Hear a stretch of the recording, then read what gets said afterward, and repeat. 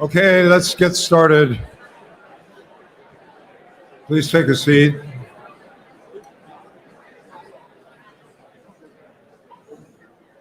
So I want to welcome you all back. What an extraordinary day of fascinating presentations and very exciting conversations. I hope you all have as good a time as I have today.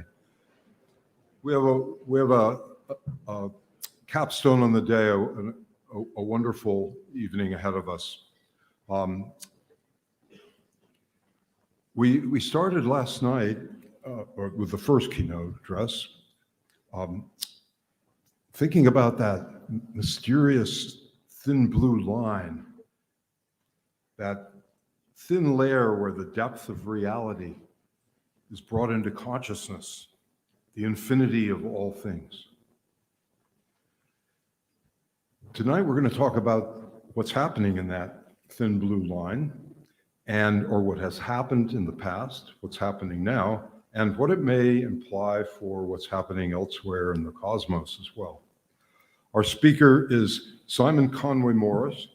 He's a paleontologist, evolutionary biologist, and astrobiologist.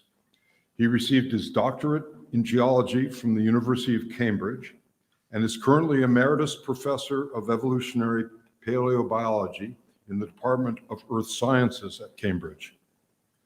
He's known especially for he's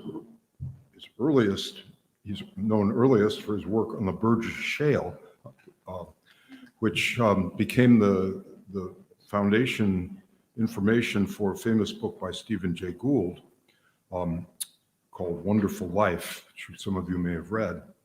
I first got to know Simon quite a few years ago when I read his book, Life's Solution. The subtitle is Inevitable Humans in a Lonely Universe. Pretty amazing title. I spent the last week reading and then rereading his more recent book, From Extraterrestrials to Animal Minds, 6 Myths of Evolution. It's quite a fascinating book. I very much enjoyed it. So I mentioned the Burgess Shale and Stephen Jay Gould. Well, Gould was, as you may know, a Harvard evolutionary biologist. He was one of the most influential public voices in biology in the 20th century. He referred to Simon Conway Morris as the most important paleobiologist of the 20th century. Unfortunately, or fortunately, they got into some disagreements as life went on. And as Simon looked more deeply at what he was seeing and thought about it, he started to change his views and come up with some fairly unorthodox and controversial views about biology. But I don't see them so much as controversial. I think they're kind of obviously true. But that's my prejudice too, I guess. But he started to think, he started to see direction and purpose in the evolutionary process, which is an extraordinarily brave thing to do in a field like his.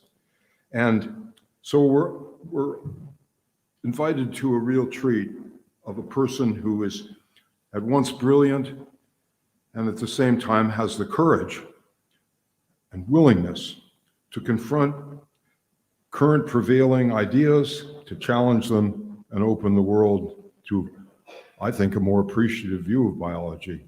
And if you stop to think about it, quite a few of the problems we're having in our civilization today go right back to the root of wrong understanding of where we've come from and what forces have shaped us. So we're extraordinarily lucky to have Simon here tonight, and all the more because he's crossed so many time zones. You may have heard the story of the Oxford Don, who, when he was told that he had to teach a 9 o'clock class, said, "Why, nobody should stay up that late." So Simon is actually only giving this lecture at 1 a.m. And the only other thing I want to tell you is that he's wearing his chimpanzee necktie, all covered with images of chimpanzees. So please welcome Simon Conway Morris.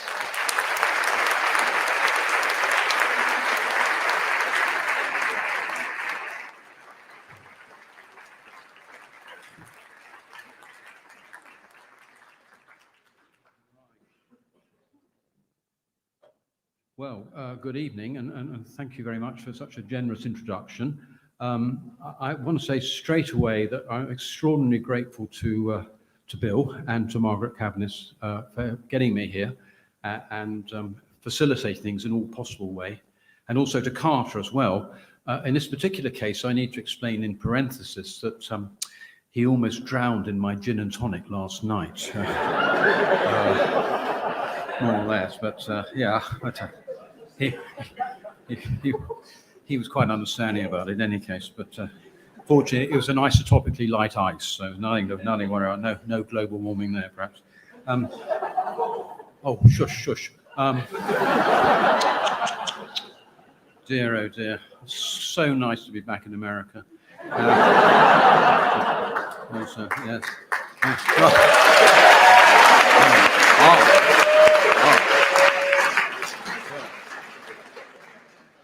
You kindly say that, but of course the first thing I've got to do, because this is America, is to engage with an advert.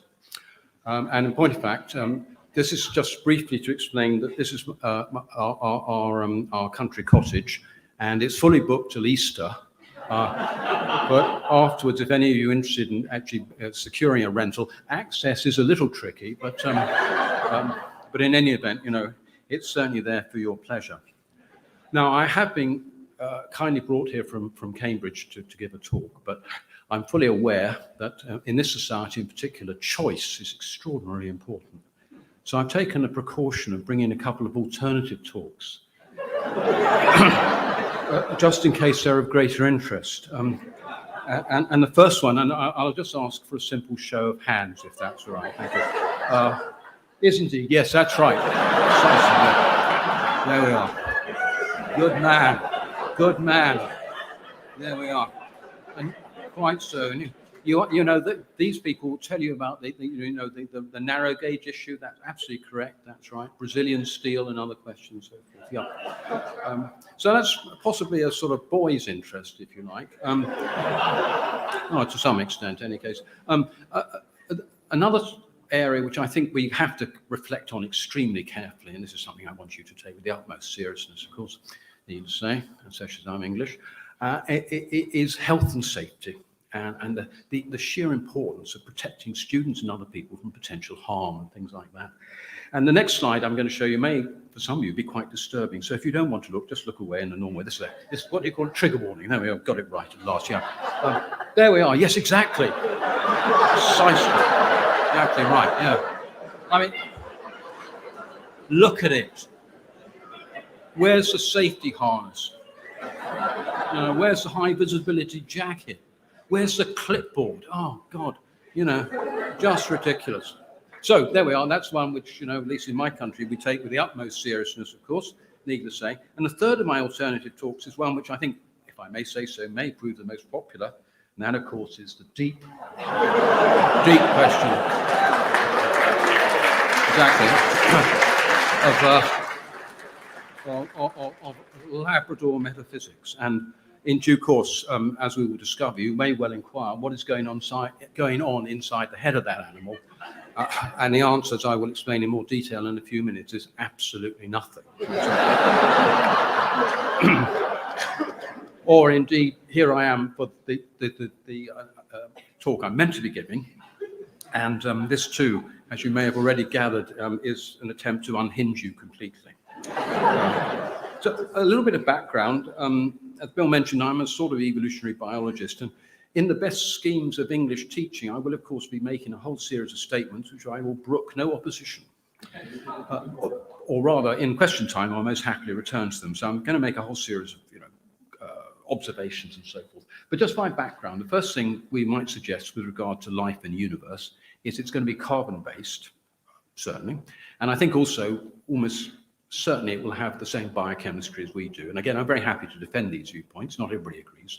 So we'll have things like DNA and the replications, folding proteins and all that sort of good thing. Another thing, which in fact I will turn to in just a moment, is that it seems that on this planet, in a sense, the envelope of all possibilities has been effectively reached.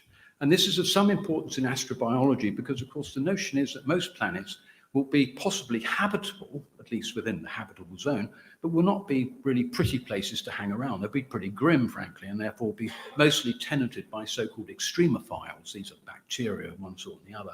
Again, I'm not going to unpack this in any detail, but in this particular case here, we have a bacterium which happily lives above the temperature of boiling water. And correspondingly, if we look at salinity or water activity and those sorts of areas, in point of fact, in every case, we have bacteria, which we can argue have gone as far as you possibly can. And by that way, we can actually determine, I think, potentially that the oceans in Europa, the Jovian moon, which are saline, are actually too saline to allow life to exist there, at least if life on this planet is anything to go by. So that's a sort of background. So in some ways, we should be quite confident about what we see in this planet. We've done pretty well. And indeed, bacteria do most of the heavy lifting in any case. And they've explored really all possibilities. Now, linked to that is that within evolutionary biology, the received tenets remain, I think it's true to say, that it's effectively an open-ended process, that you can throw the dice as many times as you like, and you'll end up with as many different solutions at the end of the day. I won't talk about it here, I'm afraid, though it's something which interests me very much. But the ideas of randomness in evolution with things like, for instance, excuse me, I'll just get my gin. It always comes in a Harrods spring water, don't believe a word of it.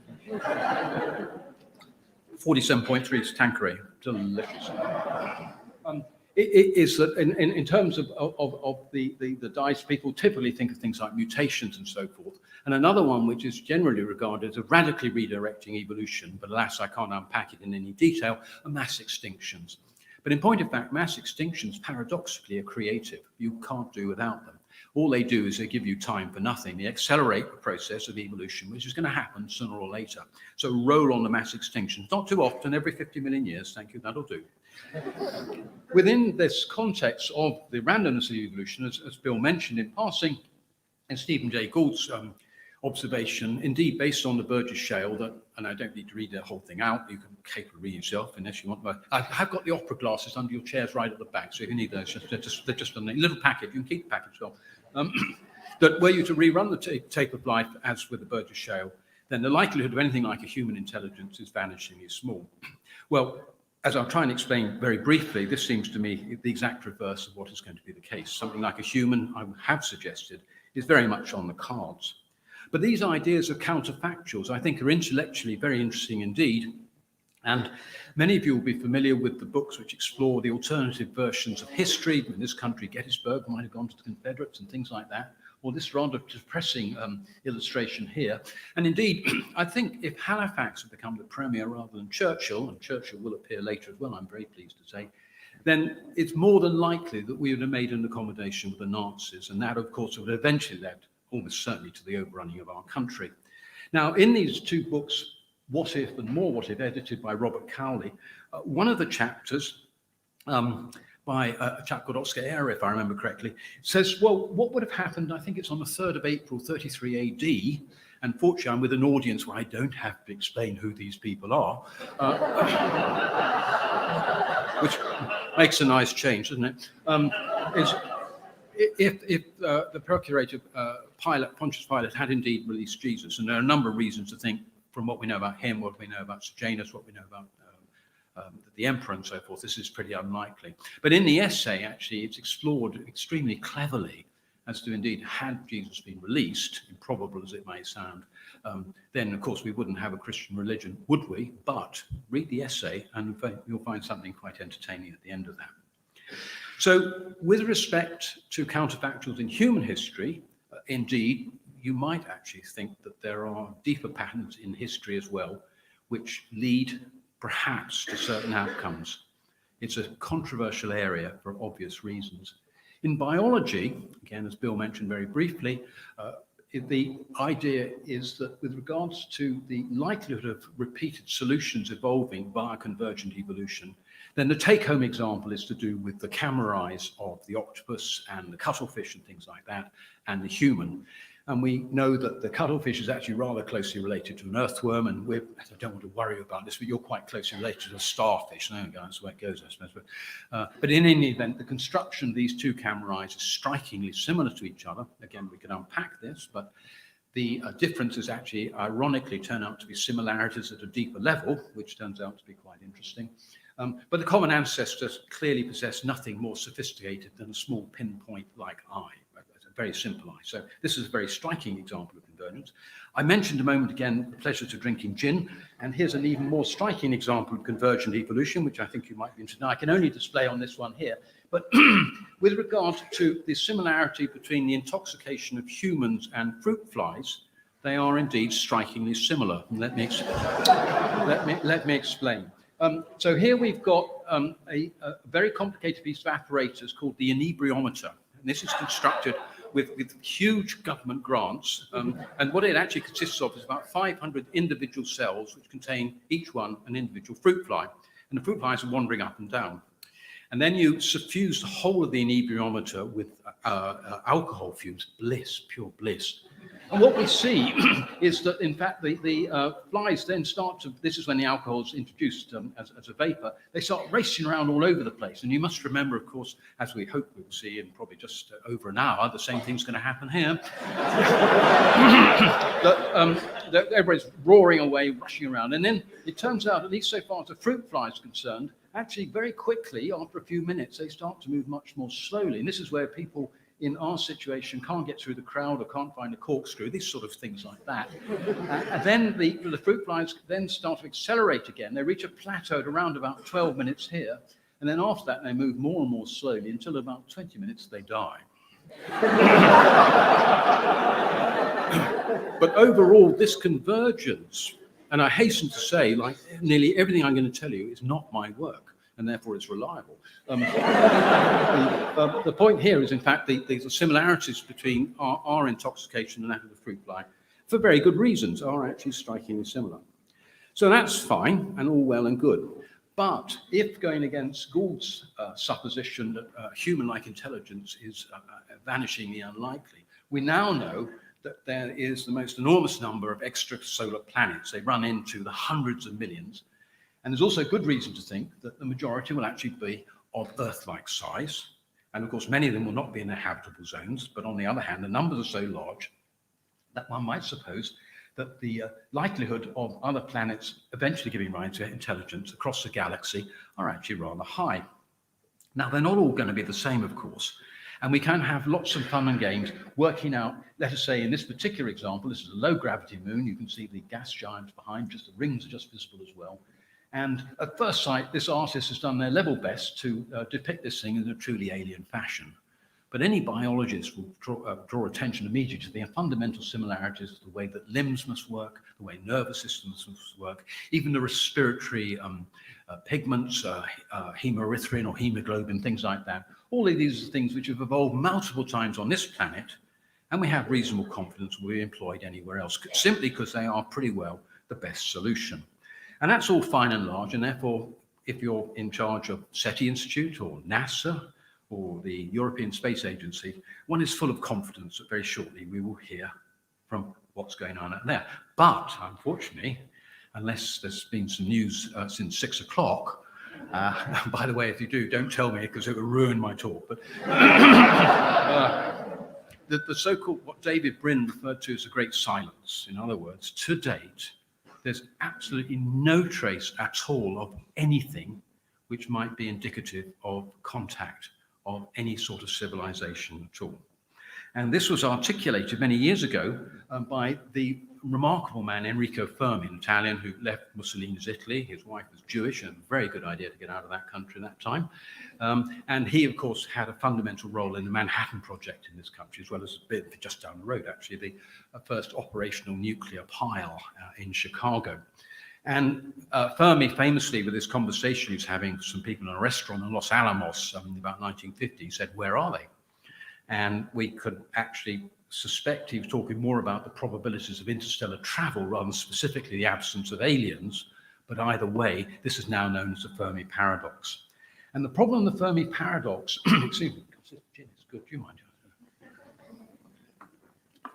Terrific. Never had tonic, by the way.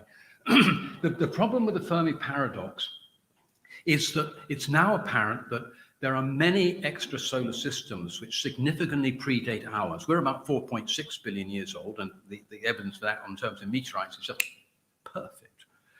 But other ones predate us by some billions of years. Now, if indeed they too have developed sentient forms which eventually are going to go walkabout, some galactic diaspora and so forth, then they're going to arrive on this planet around about the time of the Burgess Shale. And there in the shallow lagoons of a Burgess Shale sea, there are little things which look slightly like an eel. And these people are not only galactic travelers, they're also gourmets. And they say, let's see what these taste like. So they scoop them, put them in a line on toast, get a bottle of Chablis out, and all the rest of the thing. There's only one problem with this. They've just eaten our ancestors. In other words, we shouldn't be here. And therefore, there have been many, many attempts to try and explain the Fermi paradox. Now, Stephen Webb has a very fine book with this, some 72 of them. And I'm just going to whistle through a few possible examples, any one of which, and this is a glorious thing about science, is maybe right. You know, tomorrow we may, in one sense or another, know. The first one, which seems slightly improbable, perhaps, is actually you don't exist at all. And again, this comes with a bit of a blow, but heck, you know. We live in a virtual universe. And this is not quite as bonkers as, sorry, I use an English technical term there. This is not, no, this is not quite as daft. That's a Saxon term. Never mind.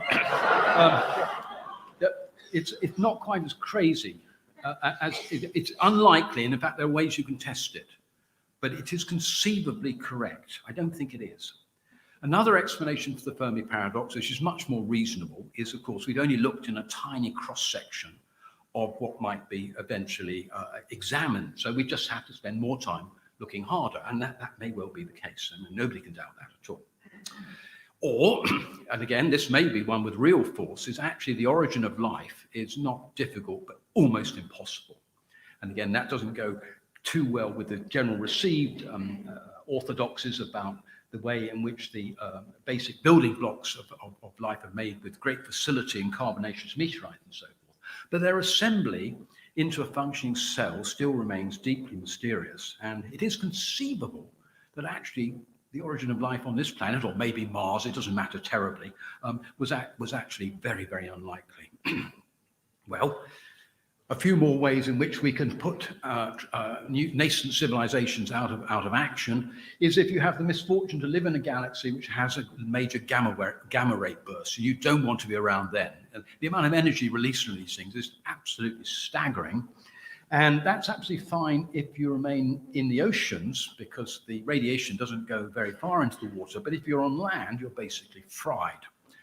But the problem here is that as I understand it, gamma ray bursts, these intense things, may possibly be the collisions of neutron stars or a supernova, in any respect, are not so characteristic of the sort of galaxy which we live in. So we are relatively safe. Or we may just blow ourselves up. And I know, of course, Mr. Putin keeps on talking about these things, doesn't he? He's only going to use small ones, he tells us, and I suppose a bit of a relief, but well, not if anything goes to plan at the moment. But it is conceivable that civilizations themselves are metastable and don't have long-term survival prospects. And all of us know, obviously, with current cultural pessimisms, with so-called global warming and various things like that, you could imagine that, in fact, all of us sign our own death warrants as soon as we walk out of the caves. I don't think this is the case, but even so, it's a possibility. One popular amongst biologists, and again would appear at first sight to have considerable force, is the notion of so-called bottlenecks. And of course, the classic example, again, I can only point at this central side here, is, for instance, the origin and early evolution of the eukaryotic cell. That's what you're made of, and effectively, that is a necessary precondition for such matters as multicellularity. So plants and fungi and ourselves are all eukaryotes. And the idea here is that you have to have a very, very unusual concatenation of circumstances which together, by chance, effectively allow the assembly of this much more complex form from pre-existing, principally archaeal bacteria. The snag with this, in my view, is in point of fact, and this is something which I think is slightly underappreciated in evolution, is that, to use a cliche, a great deal of the heavy lifting you need to make complex forms, including brains as it so happens as well, are actually done in much more simple organisms. So the groundwork for a nervous system is being laid down in single-celled organisms. In the prokaryotes, a significant part of the cytoskeleton, which is used for other functions, but then is co-opted by the subsequent eukaryotes. So with so much of the stuff on the factory floor ready to be recruited and assembled in this way, it seems to me that the bottlenecks is less of a problem than is sometimes being suggested. For some years, rare earth has had an influence and may still be correct. There are lots and lots of extrasolar planets, billions of them. But on the other hand, there may be unusual set of circumstances with regard to the Earth, including the possession of a rather large moon and things like that, and plate tectonics and such matters, which collectively lead to an unusually stable and propitious environment, which allows life to flourish in a way which otherwise would more or less keep it at a microbial level, a pond scum, as Peter Ward described it. And this again is a possibility. But there are, again, really going back to Enrico Fermi, a few sort of warning signals to suggest that we're going to have to be pretty optimistic pretty quickly before we give up completely. And this is why. If, and this of course is an assumption, technologies evolve such they need increasing amounts of energy. So they harvest not the sun in the way that we do with a field full of wheat, but actually enclose part of the adjacent solar system to trap this energy in a system of collectors, which then feed the planet or planetismals or whatever. The net result is that re-radiated energy comes out as an infrared, which is very readily, as you know from the James Webb Telescope, is very, as we heard yesterday, is very readily detectable. And a number of searches have already been done for these so-called Dyson spheres, after the famous Dyson, a most remarkable scientist, originally English, but of course in Princeton for much of his life, with no success whatsoever. But still, early days perhaps. But again, you might wonder, as has been suggested, whether rather than harvesting the energy of a star or star sister cluster, star cluster, they might begin to harvest the energy of an entire galaxy. And this again is at the edges of science possibility rather than science fiction, but it's not inconceivable, perhaps 100 million years down the line. And the advantage of this is that, of course, there are huge numbers of galaxies, and in surveys of galaxies which are anomalous in terms of infrared radiation, something in the order of 500,000 galaxies have been searched with the possibility of identifying a so-called Kardashev Type 3 civilization. And although there are a few anomalies which are, in terms of infrared, peculiar, all of them seem to have a natural explanation. And this gives me pause for thought. So here we have galaxies which predate our own galaxy and solar systems even more so. But we'll keep on looking, and this is an idea, and please, if anybody here is a physicist, do not ask if we have time for questions for me to explain it. I will flounder desperately. Doomed to a third, as we say in Cambridge. But the notion here would be that if one is in a spacecraft which is moving at close to the speed of light, and therefore is a relativistic object, on the lower panels you've got what the person traveling close to the speed of light would see in terms of the constellations versus the familiar constellation of Orion on the far side there. But as I understand it, the interference of this relativistic object in terms of the background of the cosmic, the background microwave radiation would actually be detectable. So if there are people zooming around the galaxy or even in between galaxies with some sort of almost unbelievable craft like that, we might actually be able to recognize them. So, one can do clever things. But to date, as mentioned, things are rather quiet out there. Now, there is a very strong argument, in point of fact, that if we did get a signal, you would put down the telephone immediately. Just say, if it happens in your office, who knows? It could be. Just say we're busy or whatever, or or in my country, they're on strike, or festooning the M25, for instance. Well, actually, that one would probably persuade them not to come here, but that's another story. But even if we get signals and messages rather than actual physical contact, which perhaps is more likely, the first thing we want to ask ourselves is, would we have any idea what they were saying? And a number of people here actually, not here, but I mean, investigating the possibility of various sort of xeno-languages. And here I just mentioned a couple of examples which give me, again, slight pause for thought. The other one, many of you will have heard of. This is a famous Voynich manuscript, most extraordinary thing. There was an article in TLS a couple of years ago suggesting it might be Kabbalistic, but it seems, I think, to defy interpretation. And below, this is a wooden tablet from Easter Island with a script which I believe is referred to as Rongo Rongo. Now, that's really all I know about it, but this too, I'm told, has defied interpretation. I mean, one can be pretty sure that, at least in my country, it would say 2 pints, please, and could you put the cat out, or something like that, you know. And almost certainly the extraterrestrial civilization messages will be much the same. But here things turn even more interestingly, perhaps, because it may turn out, in fact, that yes, indeed, there are innumerable planets well populated with animals, like ourselves, and they are indeed grunting, squawking, squealing, purring, and doing all the sorts of things which animals do. And we should have some confidence in this because, of course, we know that sooner or later one or two of the groups will develop some degree of intelligence. And so far as our immediate ancestors are concerned, that's about 6 million years ago. So we should have some reassurance that, you know, the increased intelligence, encephalization, all those good things will lead indeed to something like ourselves. Except that here too, and this is really what I'm going to spend about 10 minutes talking about, is that it may not be as simple as that. Now, I don't know how many of you have heard of the Australian philosopher David Stope. I never met him, unfortunately. It sounded like great company. He smoked too much, he drank a great fun. But in this book here, which you would not normally show to a group of consenting biologists, you can read here Darwinian fairy tales. And what Stowe is saying, as a philosopher, is if you're going to try and persuade me that what goes on in terms of the cognitive abilities of this child here, reading note, versus his chums in the case behind him, you must be joking. And he gives a whole set of examples, including such matters as the origin of morality and ethics and so forth.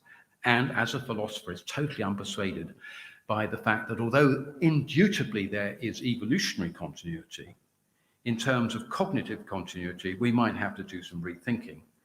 And I like to capture it in this particular way with this slide here, because the caption which goes with it is, what other species would think this is a sensible thing to do? You know,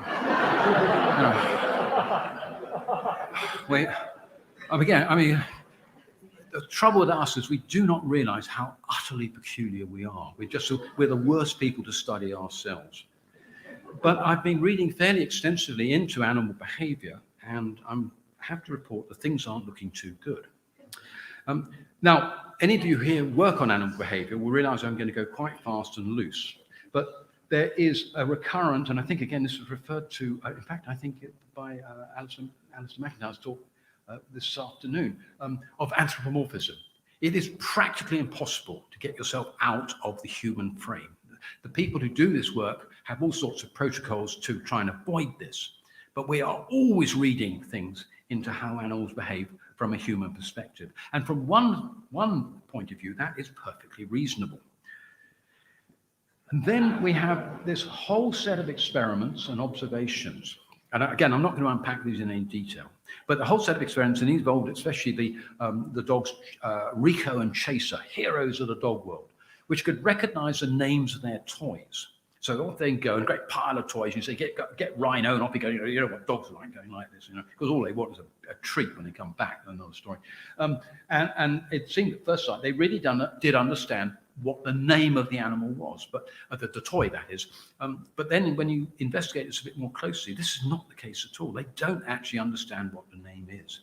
And in a way, what I'm going to try and do in a few minutes is just get nail after nail into this argument and bang them in as hard as possible, which collectively suggests that there is a fundamental gap between what we enjoy in terms of our cognitive understanding and the animals. And don't misunderstand me, I'm not talking the animals down at all. What they do brilliantly. What they need, they use. That's absolutely fine. So to give one such example, Aesop's fable, the idea here of the crow which is thirsty, dropping the stones into the pitcher, the level of the stone rises and the thirsty crow assuages his thirst. And correspondingly, we can do experiments here whereby you have, I must say, the water there looks absolutely filthy. I hope they change at some point. Whereby you train, that's important, the crow to drop objects into the tube and the water raises. So the argument goes within the brain of this thing is a proto-Archimedes. But what you then do is make things slightly more complicated, and rather wickedly, you have a set of tubes, some of which are connected beneath the platform on which the crow is standing, and some of them are connected and some of them aren't. And it becomes very quickly clear that the crow has no causal understanding at all. It cannot join the dots. It will eventually work out what to do by trial and error, and that's perfectly reasonable. We even do that ourselves. But there is no rationality there at all. Another unremarked comment about animals is the amount of training you need to do. Now, dogs, as we have a dog at home, so I think I know what I'm talking about, perhaps, who knows. Dogs are actually the worst possible example. They're semi-symbiotic with us. They are very much our companions. But in terms of general training, I'll just give you one example. In almost all cases, the amount of training these animals require is absolutely staggering. So there's one example where they decided with some rhesus monkeys, 2 of them, whether in fact they were able to engage in entrainment. I'll come back to that in a second. So they got a metronome and changed the pitch and all this sort of thing. And they spent an entire year seeing whether the rhesus monkey could entrain. Net result, failure all round. And this is a magnificent and important result because it tells us something fantastically important. It doesn't tell us anything about rhesus monkeys at all. It tells us a great deal about us. What other species would spend a year trying to train a rhesus monkey? You know, just hats off to us. Here's another one which is regularly rolled out, and again, perfectly reasonable. Animals use tools, indeed they do. But effectively, first of all, there's no simple correlation between animal intelligence and tool use, but much more importantly, no animal ever uses one tool to make another tool. And if they can't do that, then they will never have a cumulative technology. So corresponding, some of you will be familiar with this astonishing astronomical calculator from the Aegean, the Antikythera mechanism, which is probably around about 100 AD, which is actually based on Ptolemaic system. You know, he got it right, old boy. But the thing here is that, again, the tool use here is something which is a local ecology. And indeed, people have also pointed out that some of the chimpanzees use sticks in one way, others use them another way, some go for ants on the forest floor, and they've described these as cultures, and that's perfectly fair, except, as also been pointed out, these chimpanzees may indeed have cultures, but they do not know that they have cultures. As already mentioned with regard to the rhesus monkeys, we have this extraordinary ability in sinister ways and in beautiful ways to entrain and dance and things like that. Animals effectively don't. And then we come on to even more important areas. One is that animals do not teach, ever. Well, there's one exception, it's ants. And the point here is that animals learn, but they're incapable of conveying information to a pupil. And this too tells us something rather important about their ability to understand what's going on inside the mind of the infant beside it. So in the case of a chimpanzee, learning how to crack open nuts with a stone, and it's mostly a female activity amongst the chimpanzees, it takes several years, and never does the mother chimpanzee say, no, don't do that, you idiot, I'll stop fooling around, bring the rock over, come on, you clown, stop wasting my time, etc., etc. And the reason, as I say, is because they cannot enter into the mind of their pupil. Mirror self-recognition, indeed so. Some species can, apparently, if you put an invisible mark by lightly anesthetizing themselves and then allowing them to wake up, they go up to the mirror, as I sometimes do in the morning, and say, you had too much to drink last night, son, you were very, very stupid. But it turns out, first of all, that the number of species which can engage in so-called mirror self-recognition is rather limited. But much more importantly, is for all intents and purposes, be it magpies or some of the primates, or elephants even, these are all enculturated. They are ones which have been brought up in association with humans. And enculturated animals are significantly smarter than those which live in the wild. So never in the jungle are you going to see a chimpanzee looking in a jungle pool saying, oh, I'm so splendid today. What do you think? Haircut? I don't know. And here's something I came across very recently, and please don't misunderstand, I'm not trying to be negative about this. It's just suggesting what capacities they have, which are in such striking contrast to us. This paper I came across only a month or so ago. Animals, including chimpanzees and gorillas, never say goodbye. They never say farewell. They'll greet each other after sometimes weeks or even months of separation with effusion, kissing, and hugging. But then when they wander off into the jungle, they never say goodbye, take care of yourself, see you soon, and things like that. And this tells me that, in a sense, for them, the future does not exist. And this is all part, of course, of the question about how they understand time, which we can look at in other ways. And then we sort of step back even from that with regards to what it is which makes us human in so many ways. And clearly there are aspects which Bill is very interested in, and others, of ethics and so forth.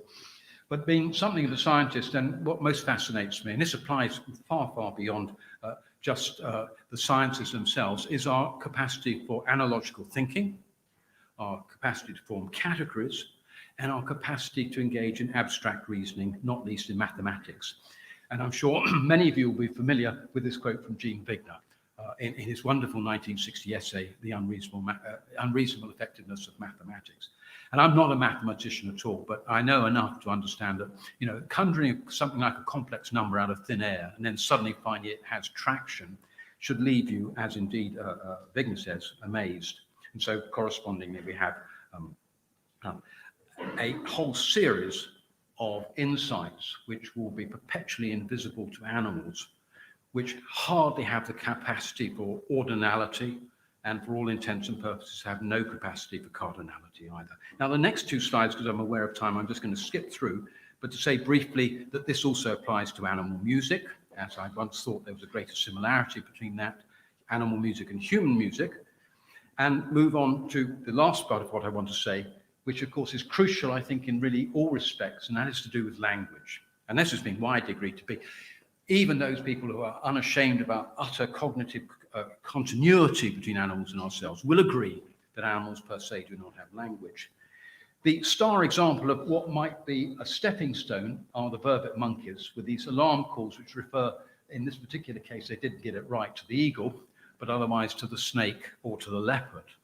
But for a whole set of reasons, one can show beyond reasonable doubt that to refer to these alarm calls in any sense as being proto-words is utterly misleading. They do not convey meaning in the sense which our language constructs, as again I think Alistair mentioned, with regard to recursion and matters like that. So where does our language come from?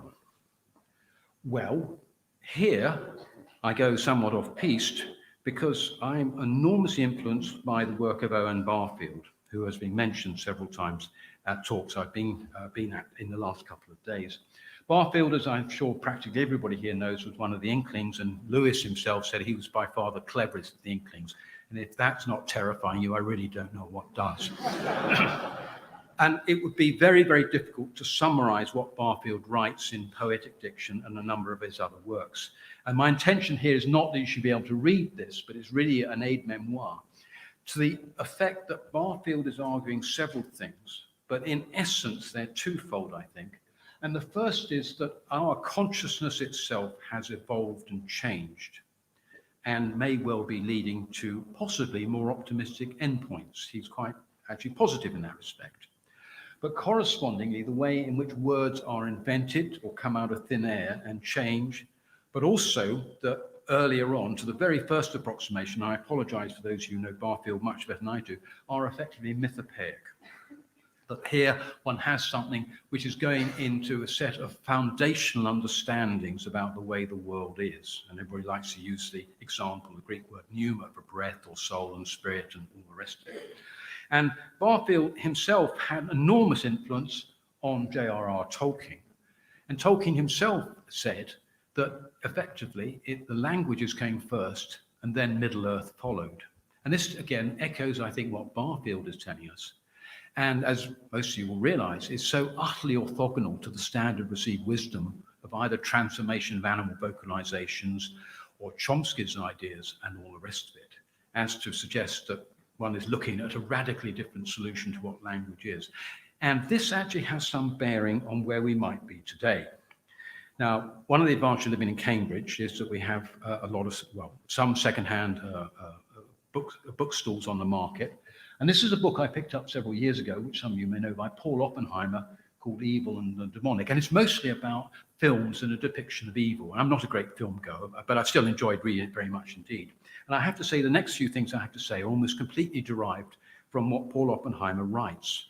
Because he, in the central part of his book, explores what the nature of the Tower of Babel is. And again, I have to go quickly here. But the sort of general idea is it was a building project which sort of really ran out of money and out of control. And it ended up with people wandering in all sorts of directions and speaking different languages, having previously combined to build the tower using the same language. And that's more or less what the Old Testament Genesis account says. But in point of fact, it's much more complicated and much more interesting than that, because the early commentaries on the Tower of Babel, especially in the Jewish sources, unsurprisingly, and then adopted by other people, was that this was effectively an assault on heaven. This was an attempt to storm heaven itself. And there are various legendary accounts of archers at the top of the Tower of Babel firing arrows up into the sky, and the arrows falling back covered with blood, on the assumption that they'd either shot angels or possibly even God himself. And why this matters is because, as Oppenheimer is describing in his book, the Tower of Babel is something which is underlying the rise of chaos and destruction and the end of language. It's something which is indescribably evil and horrible. It's not just a building project. And so far as the legends go, although this is not on biblical authority, Dante puts Nimrod, who has an appearance very close to those passages to deal with the Tower of Babel, as actually being the builder of this, and as a penalty for attempting to storm the ramparts of heaven. Nimrod is chained adjacent to Satan himself, and here you can see Virgil and Dante themselves looking at him and these other pagan giants, locked forever, almost overlooking where the central pit housing Satan himself is. So this again is some indication. Now there are two things which follow from this. One is of local interest, and Carter and I were just talking about this very briefly, is that everybody here, and especially in Cambridge, are fully aware of the onslaughts with regard to our language being taken out of our control, and whole sets of words being either changed in meaning, not in a Barfieldian way, or censored or dismissed or cancelled. And I mentioned Churchill earlier because he's not somebody you normally associate with free speech, but in point of fact, I was reading a wonderful book by a Washington-based journalist, whose name escaped me, dealing with Orwell, of course, who generally has the major thing to say with regard to this, and Churchill himself. And you can probably imagine which side of this debate I stand on, and it is that if we start to be crushed by this sort of thing, we are in very serious danger indeed. And one person, in fact, who's actually made some contributions to this is John Cleese. And he himself has been amongst various people who are actually being adamant that we cannot allow our language to be crushed and distorted in this sort of way. But unfortunately, it gets a bit worse than that. It's really to go almost full circle to what Paul Oppenheimer himself is talking about, because this is the quote from Ephesians and so forth. And I don't want to be over melodramatic about this as to argue that necessarily the things which are evil have a separate entity and power. My own sense is they probably do, but one doesn't have to subscribe to that idea. But what fascinates me about this particular assault on our language and the long shadow of the Tower of Babel is, in point of fact, it's something which is being explored by various people in various ways. And Oppenheimer in his book draws attention to Lear. And in the case of Lear, of course, the general idea is that the three daughters and the rest of it is something whereby you cannot use love as a commodity. And indeed, that is part of right at the beginning of the play. And I should say here again, I'm not an expert of Shakespeare of any description at all. And the whole tenor of Lear is nothing but betrayal and distrust and murder and dishonesty. It's a society which has collapsed completely for the not entirely clear reasons of why Lear goes mad to begin with.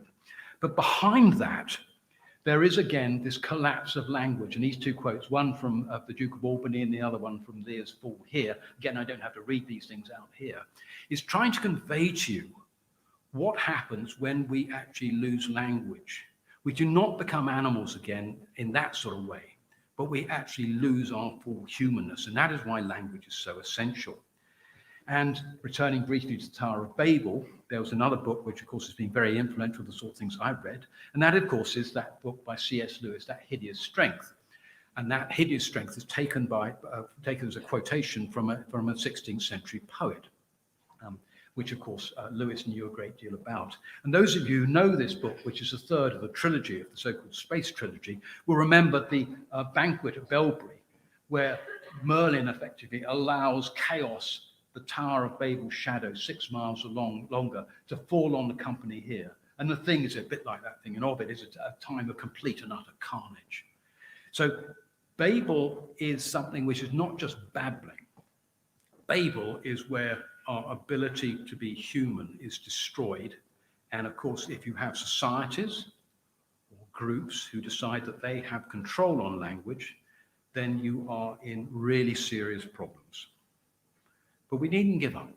Oh no, not at all. Because the last couple of things, perhaps worth saying, is that irrespective of where our language comes from, and indeed our minds, and my own view is that notwithstanding the size of the brain, our brains are much more like antennae. Mind is effectively external to ourselves in some sense. But there are many, many things we know about our minds which suggest that, in fact, as I hint in my title of my talk, that there are genuine and unending possibilities for transcendence. And once again, it's effectively deciding what sort of culture you wish to encourage. If you destroy language, then transcendence will be permanently abandoned.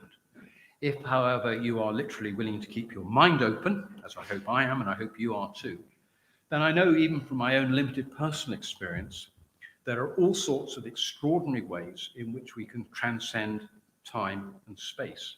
I know I'm going to die, and sooner rather than later, given my age, but even so, we have optimism about our futures. That would be a Christian promise, of course, but so too the sense that the orthogonal realities which are reflected in mathematics and poetry and the like are absolutely real, and they are something which is worth exploring. And I don't know whether some of you know Jeff Creeple in Rice University, and he's written a great deal, but the little panel on the side is Charles Fort, which generally leads to Fortean times and Sniggers and things like that. Well, Jeff's got a great deal more time than Charles Fort, than perhaps some people do. But in this book here, in particular, he's exploring both the work of Fort and also Vallée and people like that. And he's somebody who's completely open to the paranormal being part and parcel of what actually is part of our world. And David Griffin, another chap who's written about this quite extensively with regard to Whitehead, again, is very open to these possibilities. And if you are, then you may find your whole perspective ultimately changes. Let me just finish with 2 examples. This is something which we know is impossible. It cannot possibly happen. This is St. Joseph of Cupertino. But the reports by people we would otherwise trust that this chap, who by all accounts was of relatively limited intelligence, did actually fly. I know this is, and again, as a 20th century scientist, normally the men in the white coats come and say, come on, Dr. Conway, you kept these people long enough, and so forth. But the eyewitness accounts have no reason to think that they're lying. And one can think of other examples, Padre Pio in a rather different way, and the rest of it. And let me just finish with one other story, which I know some of you may have heard before, but I'm fond of it for various reasons, because it involves Father, or Monsignor actually, John O'Connor, who was, if you like, the prototype and also the great friend of G.K. Chesterton, and thereby Father Brown and the famous detective stories. And John O'Connor was a priest in northern England, not so far from Liverpool. And this is in the 30s. And one time, on a Sunday morning, he's asked to go out to the local lunatic asylum. And they say, we'd like to show you this, Father. And they take him literally to the padded cell. It's not this particular padded cell. And the warders explained that they'd allowed a lunatic in, being admitted the day beforehand, like, totally and utterly insane. They put him in there, and with his pigskin here, it minimizes their damage. In a time, you must remember, where there are effectively no treatments of drugs and things like that. They go back the following morning, and high up in the wall, there's a window broken and no sign of the prisoner. He's vanished completely. And if you read John O'Connor's book, the Real Father Brown, some of you probably have, he gives this account here, and he just says, well, in a sense, I don't care whether you believe this or not. It happened. But I have to say then, when you look at the face of John O'Connor, doesn't he look a shifty liar? He really does, really the sort of chap you wouldn't really trust. So I will finish on that optimistic mode, if you like, with these fabulous paintings of the German artist, Caspar Friedrich. So I got it back to Friedrich Caspar. And this transcendental view, which poetry does for many people, less for me, painting for me most definitely, music undoubtedly so. and have some sense of optimism that at least we know who the enemy is. And even though we ourselves freely acknowledge our endless failings, God knows every possible way imaginable, even so, I think we have some reason for optimism. And I'll finish with my final slide, which is my favorite aircraft, the Spitfire. So thank you very much indeed. Thanks a lot.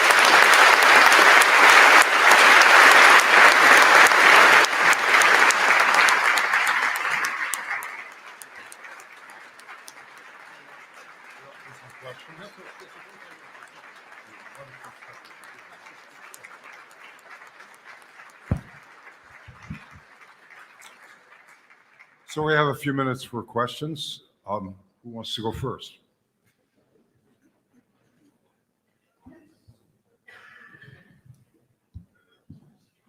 Hello, my name is Bryce Mitchell. I'm from UW-Madison. So you mentioned when language is destroyed, hopes for transcendence will be abandoned. And my question is, my interpretation of the Tower of Babel has always been that it was a faulty attempt at transcendence, like transcendence without God. And especially like in that hideous strength, I've always seen that as sort of like a transhumanism prediction of the future where we attempt like transcendence. Sure. But in like a godless fashion. So I was wondering if you could just speak to that a little. Thank you. I should say this unfortunately was real water, but I did take the precaution and ask you for a glass of wine. No, I think what you're saying is absolutely fair. And I think that although it's the least popular of the three books of Lewis' thing, I think actually that hideous strength is the most germane to our present predicament. And it's certainly in terms of the so-called transhumanism and the like.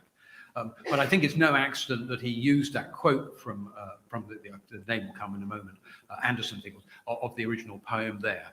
And there's not anything in the Bible, but with regard to any biblical passage, it's going to be open to a whole level of interpretations. And it seemed to me that actually it was Josephus' interpretation and its adoption by Dante and also by Milton and subsequently Kafka. And each one of these is indicating that although it might be, if you like, an attempt to sort of go to God or whatever, it's much more sinister than that. And as I reflect on the way at the moment, as Orwell explains so clearly with his Newspeak, that if you erode your language in this sort of way, then you won't be able to think about something. And that's why your possibilities of transcendence will not be available to you. But I take your point, absolutely. Yes, I have no dispute with what you say at all. No, if that's a fair answer. Yeah. Thank you very much. Thank you. Thank you very much. Yes, hi, I'm Liam Waldron from Benedictine College. My question was on the monkeys and the ants and about how you said there are some examples of in the wild, like how monkeys can have limited form of language and communication to alert one another. And you said ants are the only species that you mentioned that can perform entrainment of any sort. Do you find these as anomalies or like potential progress towards like further evolution? Well, no, thank you.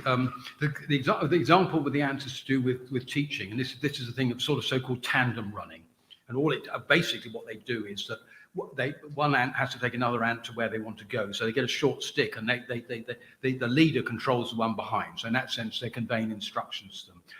With respect to any chimpanzee or indeed orangutan or whatever, I'm not for a moment disputing that they communicate. I mean, ironically, the vocalizations of chimpanzees and so forth are rather restricted, and they seem, so far as we can tell, to have more in the way of gestures and all the rest of it.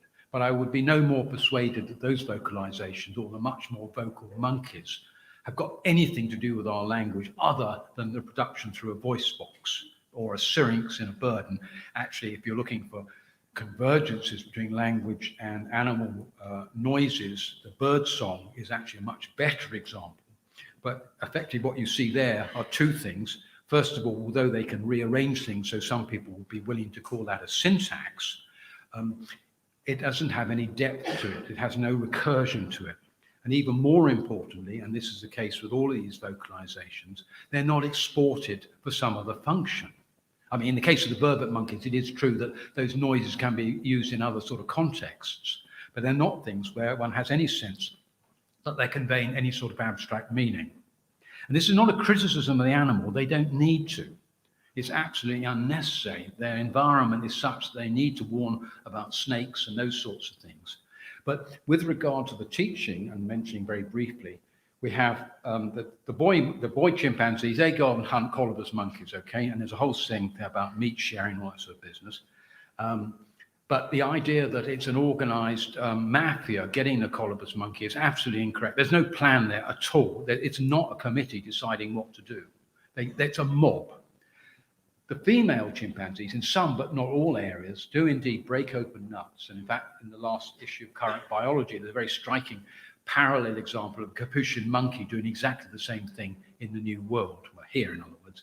But the point here is that you need a fair amount of precision and energy to crack open a nut using, they sometimes use wood, but more often stone. And indeed, the young chimpanzee will observe this. But when it's trying to drop the stone on the thing, at no point ever will the mother try to correct its actions in the way that we explain things. And I think all of this comes together, and this is a controversial area and is by no means accepted, that effectively the animal cannot enter into another's mind. It does not have a theory of mind. And I think that's why it's so indicative, not only with teaching, but that they never say farewell. And that's, in striking difference to ourselves. And as I say, what they need is exactly what they've got. So that's in essence what I was trying to get across. But thank you. That's, again, a fair answer to your point. Yep. Thank you. Thank you. Yeah, sure, thank you. Hi, my name is Ellie Montiel. I'm a sophomore at Ozark Catholic Academy. So earlier said that the origin of life is not difficult, but nearly impossible. So would you say that our Earth and our Goldilocks zone is like the best possible scenario for life? So I didn't catch the very end of what you were asking about the origin of life on this Earth or anywhere else? Yes, sir. Yeah. I have a colleague, I don't know him personally, called John Sutherland in Cambridge, and by all accounts, he and others are making significant progress in assembling some of the more complex building blocks, which would ultimately provide a functioning cell. But I read quite extensively on the origin of life some years ago, and as I said to a colleague earlier today, I just gave up because really rather little has happened. And I think the problem here will be, and some of you may know Jim Shapiro's book on the origin of life. He's got a very amusing section where you have to have this whole set of coincidences. And I can understand, although I wouldn't accept it for a moment, why some people who subscribe to intelligent design might regard this as the prima facie case. But the difficulty is, even if you were able to produce this in a laboratory by a carefully managed set of sequences, whether we could persuade ourselves that's something which would readily happen in an unexceptional environment elsewhere is at the moment completely open to question. We simply don't know. In parenthesis, I've thought for some years, and of course with the recent excitement of visits to comets and so forth, a comet would be a rather good place to do this, in as much as most of the time it's freezing cold. So the chemical reactions you need to provide these unstable organic compounds which eventually form the cell wall and the interior mechanism and so forth. You come close to the sun, everything warms up, the chemical reactions are going like crazy like that. Various recombinations are happening, then back into deep space, everything freezes together. Then sooner or later that comet impacts on the Earth. That material is then delivered to the Earth. So conceivably, many of the key steps might have been achieved on a comet. So again, it's a question of keeping your mind open rather than saying it's going to be a mystery forever. Yeah. Thank you. We're going backwards and forwards, are we? Thank you. Yes, thank you. I greatly enjoyed the talk.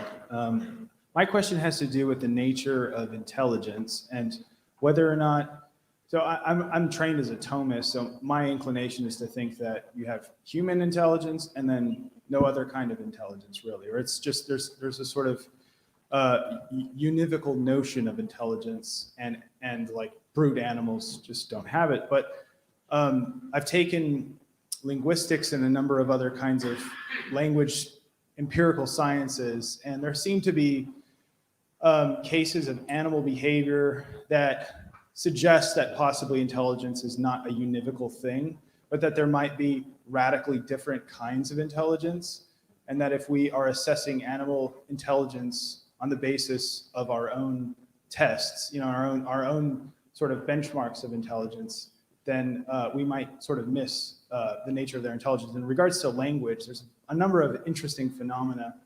I've heard of prairie dogs who, in a single squeak can communicate a whole lot of detail about a predator, whether it's a bird or a human, a brightly colored human, a large brightly colored human. In a single squeak, they can communicate that, and they do it with dialects, regional and colony-based dialects, where you put a prairie dog into a new community and they can't quite understand right away, but over time they do.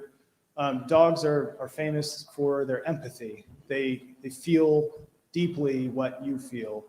And, as far as, the neural scans can tell us.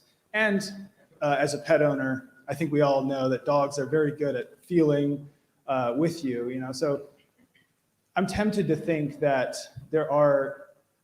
that animals have abilities that we don't have. And they're actually more quantifiable things. They're schooling fish, that can identify the difference between two balls of fish, such that they can distinguish a ball that is bigger by one or two fish in a split second, and frogs that can make similar computations in a second, things that we can't do. So that would even seem to confirm that even by our benchmarks, there are animals that have intelligence and capacities that we don't have. But what would you say about all of that? Thank you. I mean, you put a whole set of points together, and I'm going to find it difficult to reply to them concisely. And the points you make are extremely fair and reasonable. And it is indeed the case, or you can argue that each animal has an intelligence which is necessary for its functions. And that's sort of fair enough. And indeed, there's some papers which sort of lament the fact that if the animal shows a human-like intelligence, it's published. If it's a negative result, they're never published. So that's absolutely fair. With regard, in a sense, to how one might look at that otherwise, the fact still remains, notwithstanding what you say about the prairie dogs and so forth, is that these sorts of communications are essential for life in that environment.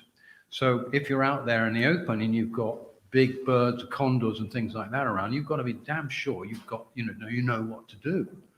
But there's no suggestion they go back into their burrows and sort of say, well, what a day you had, squeak, squeak, squeak, squeak. Not at all. And, like the dogs themselves, I say, many animals lead these very rich social lives. And I'm not for a moment disputing that they have emotions. I'm less sure about grieving, but that's a possibility. But in that context, again, although I didn't have time to talk about it, it's pretty clear that they have no concept of death at all. What you do see is indeed female chimpanzees famously, and also certain other primates, will carry around a dead infant, sometimes a week, so it's more or less mummified, and so forth. And it's very clear in the same case as the elephants also that they understand not in the monkeys, they sort of don't really know what's going on. The apes understand something has gone seriously wrong.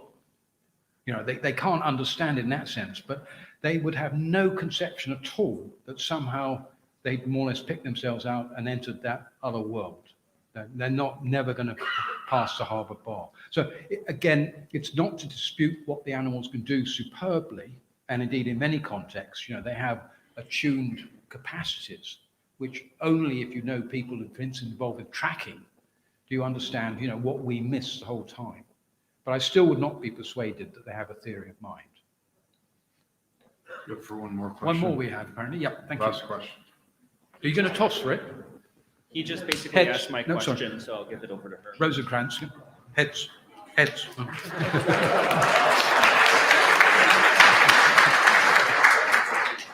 Hi, my name is Aviva Lund. I'm a neuroscience student here at Notre Dame.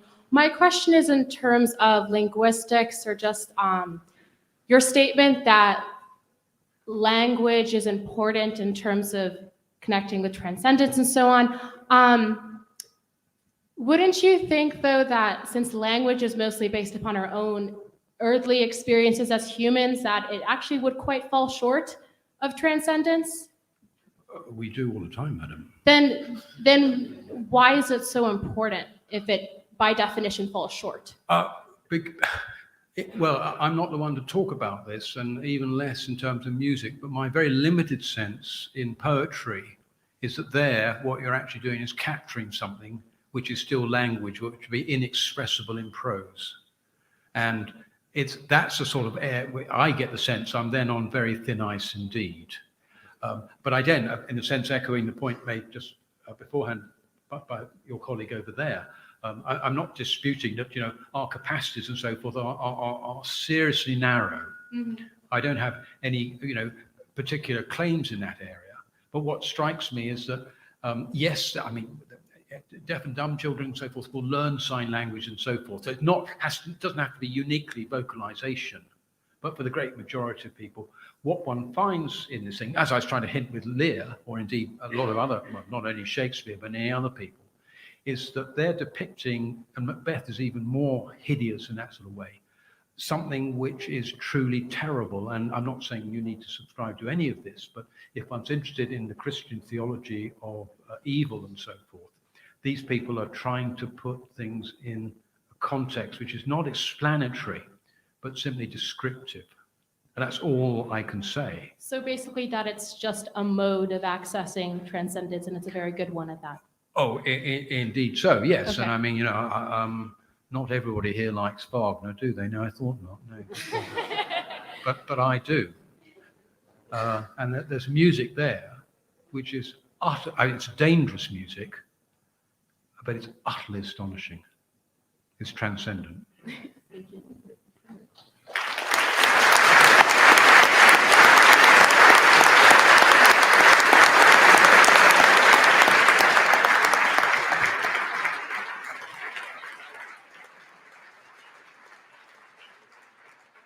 So we want to invite you all to the reception that follows.